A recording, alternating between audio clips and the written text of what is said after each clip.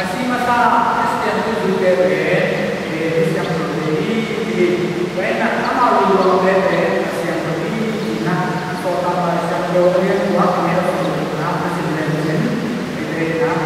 đi rồi bây giờ là về cái đây là quảng bá cái sự kiện này là từ luồng về đến mà từ từ hiện hay cái này sao chậm chậm hả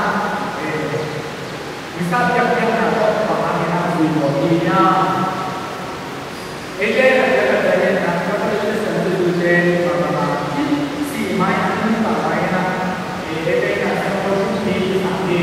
cái này sản xuất từ gì là có bao nhiêu gì tất cả sản phẩm gì vậy cho nên là coi là sản phẩm là alian bu nếu không có là năm ví dụ về các siang tiền là tiền gì thì không your body is the temple of the Holy Spirit nó cũng bị các siang tiền là tiền gì vậy cho nên là nó bị về và ta biết siang sẽ như một hai người để mình có vậy cho nên là cái này sẽ có một cái sang sản phẩm tên nào là bạn bảo đấy cái số năm thì con muốn cái số năm quay con tên này là cái luồng về cái sự kiện này cái sự kiện này cái sản phẩm nào cái gì nói cho nên là làm lại cái sản phẩm này cái sự kiện này cái buổi tập tiếng bền cái buổi rồi bây giờ mình xin right sekarang kan kita bisa omongin lagi ada cuma na ini lagi kita boleh cuma na orang sana kalau kita right tadi si cuma na kita akan mencoba ibu na juga di baca kita si cuma na kita dia dia vậy là cái gì thì cái này cái mùi nào hàng về đấy cái sự tự đề thì nào ăn cái gì về xem có mùi nào cái gì về vậy cho nên là xem có mùi nào cái gì nào cái đây là cái hàng về mà ta và các con về hàng phải dễ làm cái là chủ đề hàng xem của chủ đề cái này cái gì về là vậy là hàng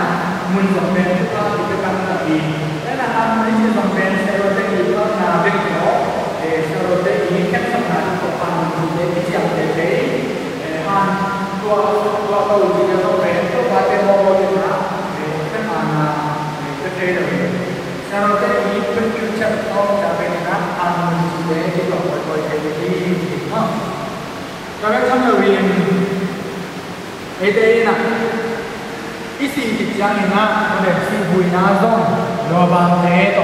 thế na lo ban thế chúng ta na vui thì vậy cho nên chúng mình na thế lo ban vui thế và tất cả mà bạn nhận có bao nhiêu tiền cho nó chúng ta hay na zon để cũng đặc biệt thì rồi với các người mình ở đây là cái sản phẩm như thế là ở sĩ kiến sắp thế cái giá cả là lệ với tất cả cái bộ là thế xin vui na cho tất cả cái bộ là thế và ăn nhá xin lệ tang lai cái sản phẩm như thế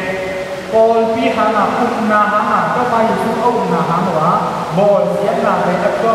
cái na asu cái na cái có mà cái gì ai cái này để hàng thế à hoặc cái cái buồn amau thì chúng con